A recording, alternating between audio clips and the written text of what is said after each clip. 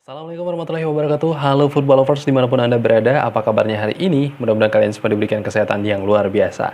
Kembali bersama saya Johan akan memberikan informasi mengenai sepak bola Indonesia. Football lovers, tahukah bahwasanya beberapa waktu yang lalu timnas Indonesia mendapatkan komentar dari salah satu media asal Jepang yang menyampaikan bahwasanya timnas Indonesia saat ini berada di posisi peringkat 150 FIFA, namun menjadi salah satu tim terlemah di Piala Asia di plot bagian yang sudah ditentukan pada saat nanti ajang Piala Asia 2024 bersama Irak, Jepang, Vietnam, Indonesia, satu plot dan harus memikirkan banyaknya strategi-strategi untuk membuktikan bahwasannya timnas Indonesia tak selemah yang dibayangkan. Bahkan beberapa komentar di channel YouTube ini mengenai timnas Indonesia yang dikomentari oleh salah satu media Jepang bahwasanya timnas Indonesia berada di posisi terlemah di plot bersama Jepang dan juga Irak, terutama Vietnam. Ini menjadi pandangan yang sangat serius. Mengapa? Karena memang timnas Indonesia pada dasarnya sudah melakukan banyak hal, terutama tentang pemain yang diusahakan oleh Coach Sintayong selalu memberikan yang terbaik, utamanya performa yang terus ditingkatkan. Namun, komentar ini juga menjadi sebuah motivasi bagi Coach Sintayong menemukan pemain-pemain yang memiliki performa baik di ajang FIFA Matchday yang akan diselenggarakan di bulan September nanti. Ada beberapa nama yang sudah dikantongi oleh Coach Sintayong dan sudah dilirik oleh Bapak Ketua PSSI, Bapak Erick Thohir, yang akan kembali dinaturalisasi, namun masih dalam rencana. Dan yang perlu diketahui bahwasannya membahas mengenai media Jepang yang menilai bahwasannya timnas Indonesia ini berada di posisi terlemah di antara negara-negara lainnya. Tentu ini menjadi sebuah hal yang patut ditunjukkan nantinya, bukti bahwasanya timnas Indonesia mampu kalau bisa mengalahkan tim Jepang sekaligus. Karena kenapa? Karena memang timnas Indonesia dikomentari memiliki peringkat 150 dunia. Namun kualitas dan kuantitasnya diyakini oleh seluruh supporter timnas Indonesia bahwasanya memiliki rata-rata pemain yang sudah sangat apik, bahkan nilai pasar yang cukup tinggi. Hanya kabar yang sebelum-sebelumnya pernah dilihat oleh media Jepang bahwasanya timnas Indonesia sering mendapatkan kekalahan ketika melakoni FIFA Matchday ataupun melakoni pertandingan di ajang kualifikasi. Mentok di runner up AFF ataupun SEA Games, timnas Indonesia mampu menjawab dengan seutuhnya di usia 23 tahun. Timnas Indonesia U23 mampu mengalahkan timnas-timnas yang sebelumnya dikatakan layak menjadi raja Asia. Namun, pada akhirnya timnas Indonesia diakui oleh seluruh masyarakat di Asia dan menjadi salah satu momok menakutkan bagi timnas yang ada di Asia sendiri. Hal ini juga menjadi sebuah modal penting kepercayaan diri bagi timnas Indonesia. Pemain-pemain yang memiliki kualitas abroad dari berbagai tim di luar dari Indonesia juga memiliki kualitas yang sama dengan pemain-pemain yang berlaga di Liga 1. Bahkan pengakuan dari media Jepang pun menyampaikan bahwasanya salah satu pemain yang berasal dari Jepang yang sudah bermain di Liga 1 mendapatkan bayaran ataupun upah kontrak yang menyamai pemain-pemain yang ada di Jepang. Hal ini sebenarnya sudah menjadi sebuah wacana yang sangat terang benderang, membuktikan bahwasanya liga di Indonesia ini juga bisa menyamai liga yang ada di Jepang. Bahkan di Jepang pun itu banyak sekali yang menyampaikan penggemar sepak bolanya sangat fanatik. Kemudian pemain-pemainnya juga sangat pro sekali. Bisa dikatakan sama dengan pemain-pemain Eropa. Artinya, jika pemain Jepang banyak yang bermain di Indonesia, kemudian dia mendapatkan upah yang sama dengan di Jepang, itu menandakan bahwasanya liga di Indonesia juga sama dengan yang ada di Jepang. Dan kembali kita simpulkan bahwasanya liga di Indonesia ini menempah banyak pemain-pemain yang dipanggil ke timnas Indonesia dan memiliki kualitas yang juga sama artinya dengan pemain-pemain yang ada di Jepang. Bahkan ada salah satu komentar netizen, sebelumnya sudah saya upload, mengenai komentator media Jepang yang menyampaikan bahwasanya timnas Indonesia ini berada di posisi terlemah di antara rekan satu grupnya, seperti itu.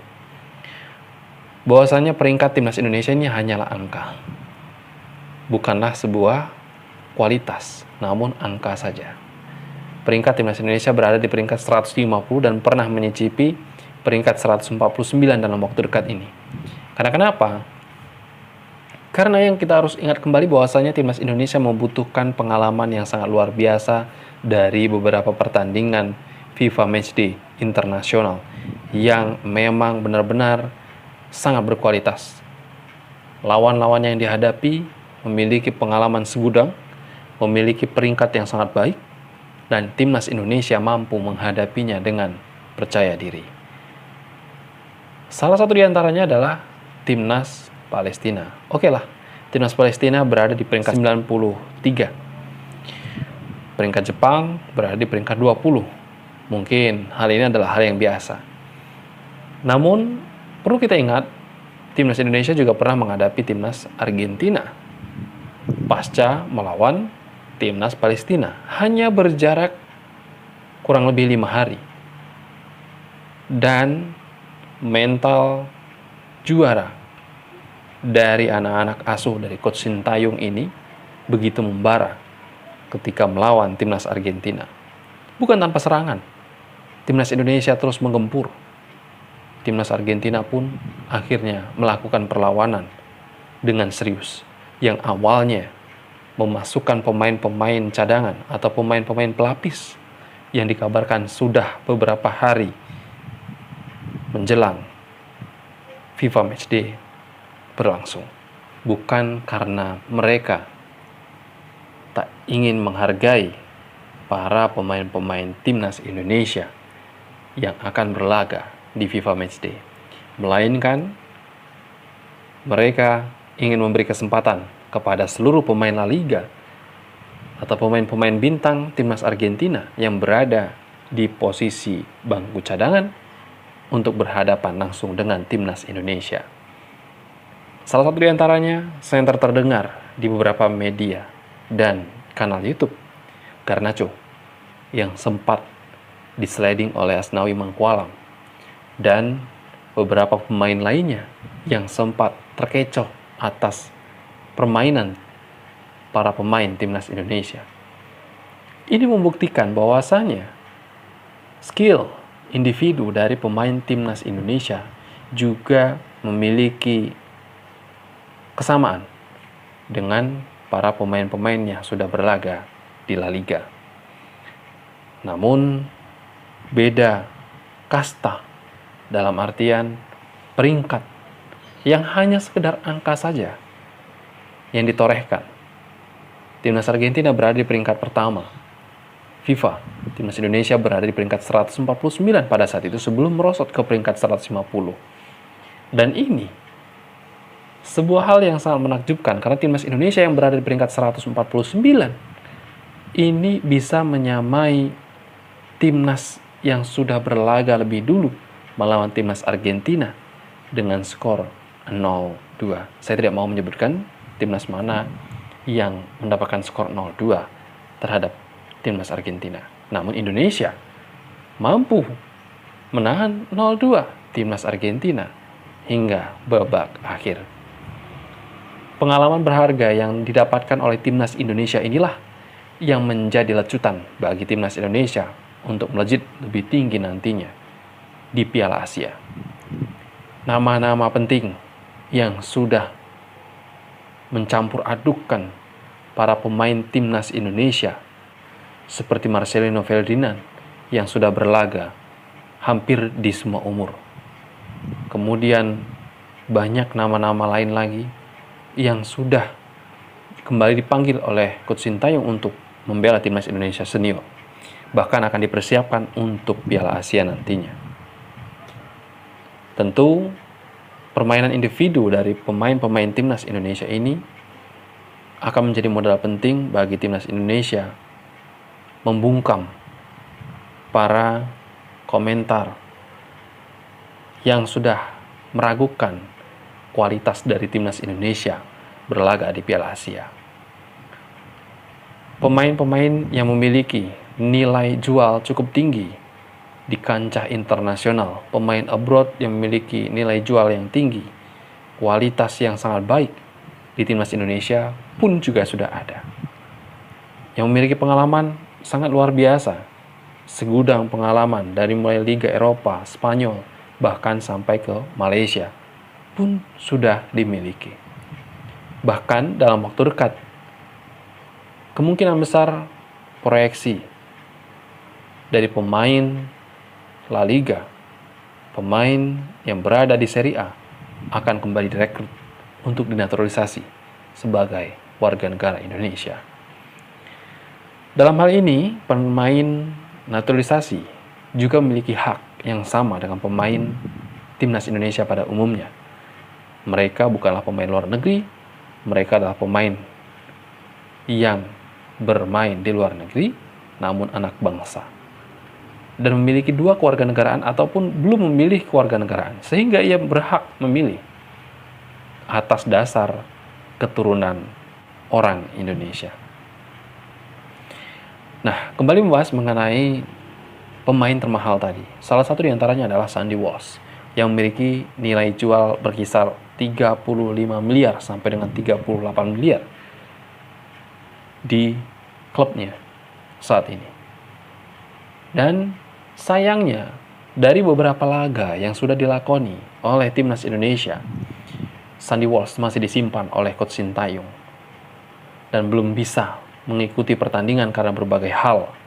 Salah satu diantaranya pada waktu lalu adalah ia menderita cedera di salah satu kakinya.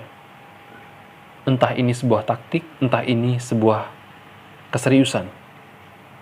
Mungkin ini adalah rahasia besar yang mana di Piala Asia nantinya akan dibuktikan sebesar apa kemampuan, kualitas, kuantitas, dan juga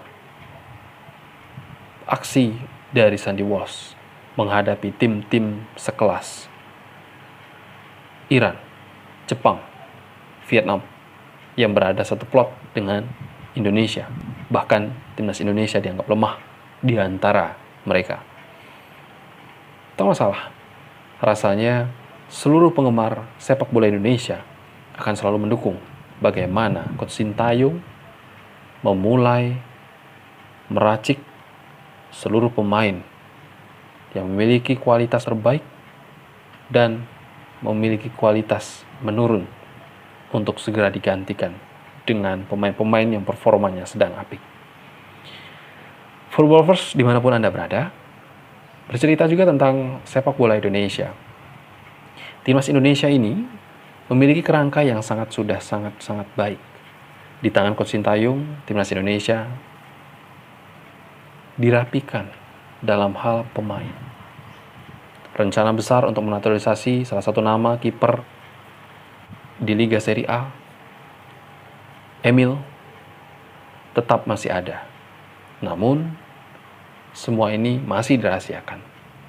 Nah, taktik, teknik, dan rahasia ini menjadi sebuah kejutan nantinya di Piala Asia. Mengapa seperti itu? Karena memang kondisinya saat ini, bahkan Coach Sintayong yang tadinya diproyeksikan untuk timnas senior di Piala Asia 2024 sebelum mengakhiri masa tugasnya di bulan Juni ataupun Juli 2024, ini menjadi sebuah kejutan. Coach Sintayong tiba-tiba ditarik di U23 untuk menangani timnas U23 yang akan berlaga di AFC di bulan September nanti. Lalu kemana Coach Indra Safri? Apakah kembali teknik? Tentu tidak.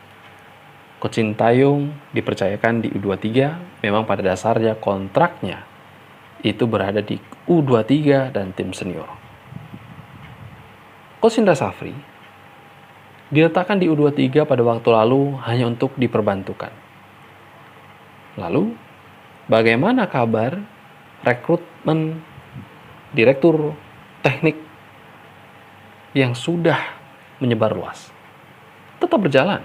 Salah satu di antaranya sudah terpilih dan tinggal diwawancarai oleh Bapak Erick Thohir. Nama besar salah satu mantan pelatih di Jerman. Ini menjadi salah satu kandidat terkuat nantinya. Ya, bukan tanpa alasan. Ini demi kebaikan timnas Indonesia. Mengenai Coach Indra Safri, apakah ia kembali ke Dirtek ataukah ia melatih ke tingkatan yang lain? Jawabannya adalah Indra Safri melatih timnas U20 untuk persiapan Asian Games nantinya. Sang juru taktik spesialis Asian Games. Ini nama baru yang dijulukkan bagi Coach Indra Safri setelah ia bisa menyabut beberapa gelar juara, terutama di Asian Games. Dan pengalaman terbaik inilah yang nantinya akan diterapkan oleh Coach Indra Safri di ajang Asian Games U20. Hoki Caraka dan kawan-kawan nantinya akan ditangani oleh Coach Indra Safri. Lalu U23 akan diproyeksikan untuk AFC bersama Coach Sintayong. Kemudian bagaimana dengan U16 di Piala Dunia? U16, U17 di Piala Dunia tetap ditangani oleh Coach Bima, didampingi oleh Coach Sintayong dan Coach Indra Safri. Kemudian ada nama baru seperti Coach Dennis yang baru saja tiba dan akan membantu proses seleksi dari pemain timnas U17. Ya, mungkin itu saja buat followers dimanapun Anda berada. Pembicaraan kali ini sangat seru sekali. Karena kenapa? Karena memang timnas Indonesia ini sudah kerap menjadi sorotan di beberapa media tetangga yang menyampaikan bahwasannya dari mulai timnas Indonesia dianggap lemah lah. Kemudian kebanyakan pemain naturalisasi lah. Kemudian pemain timnas Indonesia ini kurang disiplin lah, dan lain-lain. Itu semua hanya pemberitaan yang menjadi sebuah buah bibir. Mudah-mudahan timnas Indonesia juga menjadi semangat atas pemberitaan tersebut. Karena yang mengetahui hanyalah supporter ataupun pecinta sepak bola Indonesia. Bagaimana nantinya, ini akan menjadi sebuah rahasia yang patut dibuktikan dan dibongkar rahasianya di Piala Asia. Kemudian, saatnya football lovers mendoakan timnas Indonesia agar timnas Indonesia jauh lebih baik lagi. Baik, itu saja football lovers dimanapun Anda berada. Terima kasih sudah menyaksikan video ini hingga akhir. Dan jangan lupa subscribe karena subscribe itu gratis. Saksikan video-video lainnya. Assalamualaikum warahmatullahi wabarakatuh. Salam olahraga.